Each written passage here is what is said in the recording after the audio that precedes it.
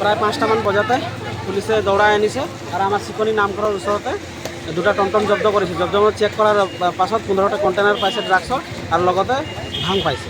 আৰু এতিয়া কৰায়ত্ব কৰি পেলাই জখলাবন্ধা আৰক্ষী থানাত লৈ গৈ আছে। এই ল'ৰাকেইটা ক'ত গম পায় নেকি? ল'ৰাকেইটা এজন আমাৰ চিকনি পথাৰৰ আছিলে আৰু এজন আছিলে গৰু বান্ধাৰ আছিলে। নামকেইটা গম পায়? নাম এজনৰ আব্দুল জব্বৰ আৰু এজনৰ নাম চাইদুল শেখ। তেওঁলোকে কি আগৰ পৰাই এনেকৈ কৰি থাকে? আগৰ পৰাই তেনেকৈ কৰে চাগে, সেইটো কাৰণে পুলিচে গোপন সূত্ৰে কিবা খবৰ পাইছে, সেইটো কাৰণে আজি দৌৰাই ধৰিছে।